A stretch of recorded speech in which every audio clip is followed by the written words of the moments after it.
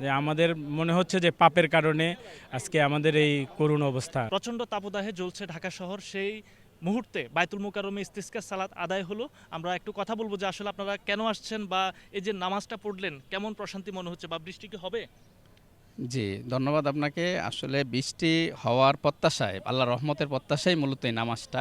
ইস্তেখারা নামাজ মানে হচ্ছে বৃষ্টির প্রার্থনায় নামাজ। হ্যাঁ। তো আমরা মূলত আল্লাহর কাছে তওবা করা, আমাদের গুনাহগুলো আল্লাহ যেন মাফ করে দেন, এবং আমাদের এটা শুধু এখানে নয়, সারা দেশে বিভিন্ন মসজিদে, ঈদগাতে, বিভিন্ন জায়গায় আজকে এই তীব্র প্রবাহের কারণে মানুষ স্বাভাবিক জীবনযাপন করতে পারছেন না। হ্যাঁ। সেই জায়গা থেকে আমরা আল্লাহর কাছে তাওবা কামনা করছি, আল্লাহ যেন আমাদের মাফ করে দেন, এবং আল্লাহ রাব্বুল আলামিন যেন আমাদের রহমতের চাদর দ্বারা আবৃত করেন। মানুষ যেন স্বাভাবিক জীবনযাত্রা নিজে চলাফেরা করতে পারে। আজকে যারা খেটে খাওয়া মানুষ আছেন তাদের আজকে অত্যন্ত কষ্ট হচ্ছে। যারা জমিতে পড়ে এবং বিভিন্নভাবে তারা দিনমজুরে কাজ করেন তাদের জন্য আরও বেশি কষ্ট হচ্ছে।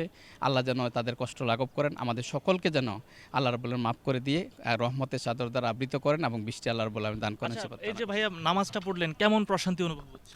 আলহামদুলিল্লাহ, আমি আল্লাহর কাছে আশাবাদী যেন আল্লাহ অবশ্যই বৃষ্টি বর্ষণ করবেন। নিজের থেকে প্রশান্তি অনুভব করছি। ইভেন এই গরমের মধ্যে দাঁড়ায় আমার সে হাসরের ময়দানের যে সিনারি আমার কাছে মনে হয়েছে যে এত তাপদা, আল্লাহ যেন আমাদের রহমতের বৃষ্টি দ্বারা আমাদের সমস্ত জমিনকে যেন ঠান্ডা করে, আমি এই আশা ব্যক্ত করছি আল্লাহ রাব্বুল আলামিনের কাছে। সালাম। প্রথমত হচ্ছে আমরা সবাই আল্লাহর কাছে ক্ষমা চাইতে হবে যে আমাদের মনে হচ্ছে যে পাপের কারণে আজকে আমাদের এই করুণ অবস্থা। যে আমরা মুসলমান হিসেবে যেভাবে চলার কথা আমরা সেভাবে চলছি না, আল্লাহর বিধিবিধানগুলো মেনে চলছি না, সেজন্যই আমাদের আজকে এই অবস্থা।